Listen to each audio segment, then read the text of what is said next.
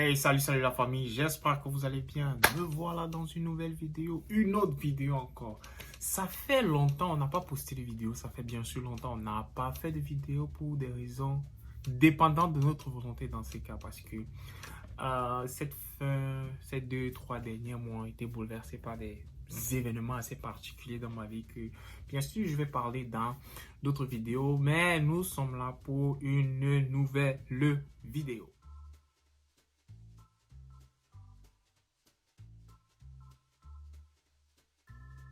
Alors, la vidéo d'aujourd'hui va porter sur la question que beaucoup de personnes me posent souvent inbox et me demandent comment est-ce que tu as fait pour pouvoir t'adapter aux États-Unis avec l'anglais? Comment est-ce que tu as appris? Comment l'apprentissage de ton anglais? Comment tout cela s'est déroulé? Donc, la vidéo aujourd'hui va porter essentiellement sur ça. Alors, bien vouloir rester scotché. Alors, arrivé d'un pays comme le Cameroun, parce que je viens du Cameroun, voilà, Cameroun.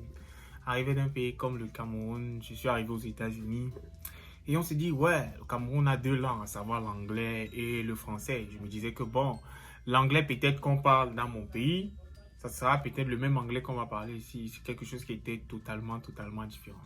J'ai été choqué, mon premier aéroport aux États-Unis, parce que je suis arrivé sur le biais de la loterie américaine, bien sûr. Donc, j'ai été choqué par ce qui s'est passé à l'aéroport, parce que quand vous gagnez la loterie américaine, il y a une enveloppe là qu'on vous remet. Et vous devez remettre cette enveloppe au premier aéroport, c'est-à-dire au premier officier que vous allez rencontrer à l'aéroport, du moins le premier aéroport que vous allez arriver aux États-Unis. C'est où on va vous donner, vous devez remettre cette enveloppe-là. Alors, je me rappelle encore, il y a de cela quelques années, l'officier m'a demandé, il m'a posé une question en anglais et je ne comprenais vraiment rien du tout. Rien du tout. Et après, bon, mon hôte est venu me chercher, nous sommes arrivés. C'est donc là où il m'a dit que, en fait, même pas qu'il m'a dit la manière dont je voyais les gens faire et tout. Un jour, je lui ai demandé que mais l'anglais qu'on parle ici, c'est pas ce qu'on parle au pays. Même comme déjà l'anglais du pays, n'était pas du tout ça. C'était difficile. Ça a toujours été difficile. Je n'avais jamais été fort en anglais. Et encore, je me rappelle encore, c'est que une fois, j'ai pu rencontrer un de mes anciens enseignants d'anglais sur Facebook qui m'a demandé qui a commencé la conversation en anglais. Je répondais, je textais, il dit, mince, c'est toi qui parles anglais comme ça? Il dit, ouais. Après, il me demande, mais tu es où? Il dit que non, pour le moment, je suis aux États-Unis. Et il dit que, oh, ok. Donc, pour revenir dans le vif du sujet, comment est-ce que j'ai fait vraiment pour apprendre l'anglais? C'était un processus vraiment difficile. Parce que aux États-Unis, si tu ne parles pas anglais, tu seras toujours derrière. Tu ne pourras pas aller à l'école, tu ne pourras pas avoir un boulot décent, tu ne pourras rien avoir si bien sûr tu ne parles pas anglais. Et tout cela passe par l'apprentissage. C'est vraiment difficile au début, mais quand vous vous y donnez, tout se passe super bien. Alors je vais vous partager les 3 ou 4 grandes méthodes, on va dire les 3 méthodes que j'ai employées pour pouvoir bien sûr parler anglais américain couramment, parce que à savoir aux États-Unis il y a un seul type d'anglais qui est différent du British English, parce que au Cameroun ou encore en Afrique, dans certains pays, la majeure partie des pays anglophones, on parle le British English ou encore le Broken English. Mais aux États-Unis ici, on parle l'anglais américain. Et l'anglais américain est totalement différent de tout type d'anglais que vous allez rencontrer dans le monde, parce que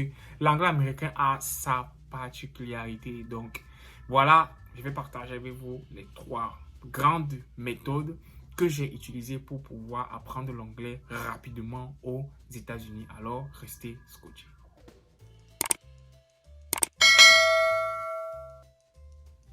La première méthode ici concerne votre téléphone. Vous devez changer tout ce qu'il y a dans votre téléphone dans le langage anglais US.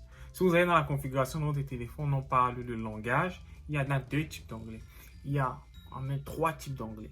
Il y a l'anglais US, il y a l'anglais UK et il y a l'anglais du Canada.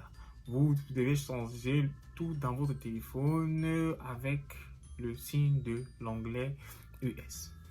Aussi, dans le téléphone, vous devez télécharger une application appelée Grammarly. C'est un clavier, c'est-à-dire quand vous allez taper ne serait-ce qu'un texte ou bien taper n'importe quoi, cette application va automatiquement corriger et vous donner le bon mot ou bien les groupes de mots associés ou bien associés à ce que vous voulez bien sûr écrire. Je vous assure, c'est une méthode que beaucoup de personnes ont pensé qu'elle est banale, ça ne signifie rien du tout. Mais quand vous changez déjà tout ce qu'il y a dans votre téléphone en anglais, l'apprentissage devient encore plus facile parce que, à noter qu'aux États-Unis, le téléphone s'utilise sur tous les 90% du temps. Donc, si déjà l'appareil que vous utilisez tous les 90% des temps est en anglais, vous allez voir, ça va venir de manière progressive. Ça sera progressif.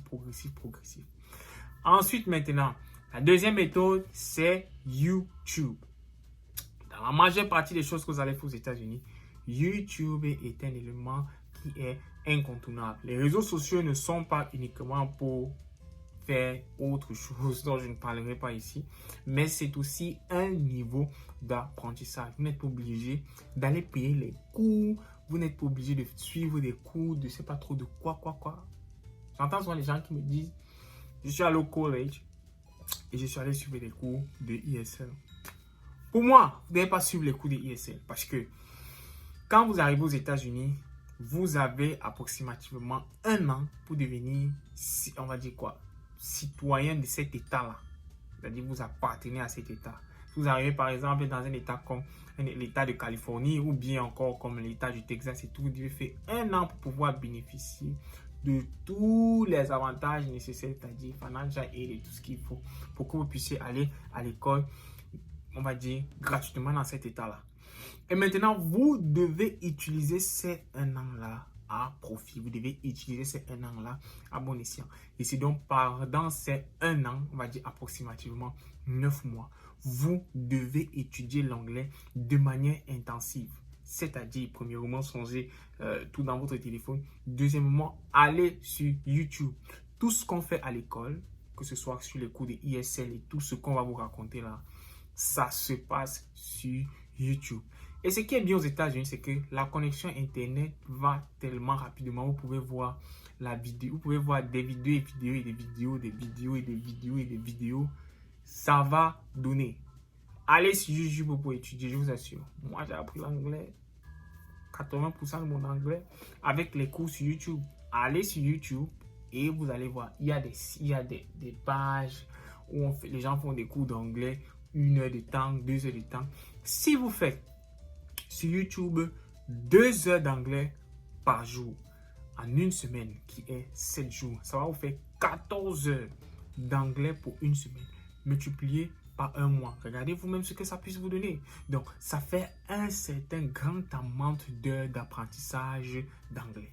Ensuite, on va tomber maintenant sur la dernière, qui est la troisième méthode pour mieux la manière avec laquelle j'ai appris l'anglais aux États-Unis, c'est la communication. Vous devez communiquer 80% en anglais. C'est-à-dire, où est-ce que vous partez avec les gens avec qui vous parlez? Si ce n'est pas peut-être les gens, quand vous arrivez aux États-Unis, forcément la famille au pays. Oui, vous pouvez parler le français avec eux. Mais tant que vous êtes aux États-Unis, vous devez parler uniquement l'anglais. Ce qui est bien aux États-Unis, c'est que on va pas se moquer de vous. Tout au contraire, les Américains aiment ça. Ils aiment ça. Ce sont des gens qui sont conservateurs. Ils aiment quand les gens arrivent peut-être d'autres horizons et viennent apprendre leur langue à eux qui est l'anglais américain. C'est super bien. Donc, il faut que vous communiquiez avec les gens. Nous avons fait une vidéo récemment qui parlait des types de boulot, quels sont les qualificatifs ou bien qu'est-ce qu'il faut faire dans les premiers types de boulot. Le premier type de boulot aux États-Unis, quand vous ne parlez pas anglais, c'est il faut faire des boulots qui facilitent la communication, des boulots qui vous allez interagir avec les gens pour pouvoir améliorer votre anglais.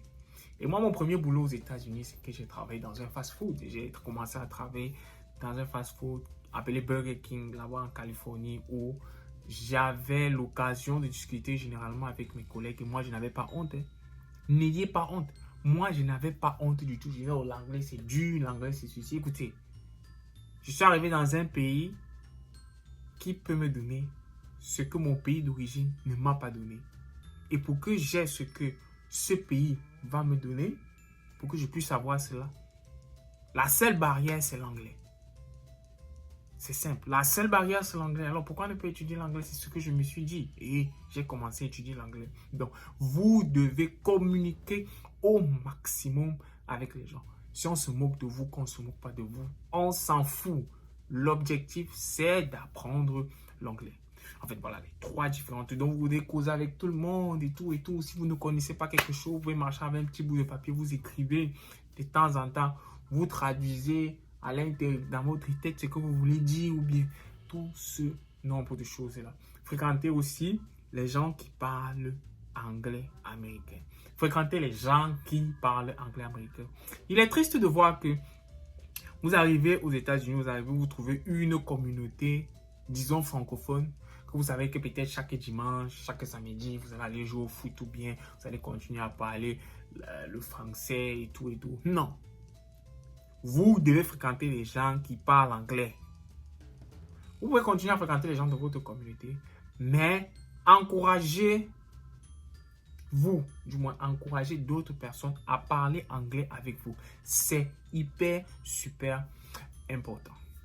Alors, merci d'avoir regardé la vidéo. J'espère que ces différents conseils sur comment est-ce que j'ai fait pour apprendre l'anglais aux États-Unis puissent vous aider dans le futur. Alors, on se revoit pour nos prochaines vidéos. Ciao, ciao la famille.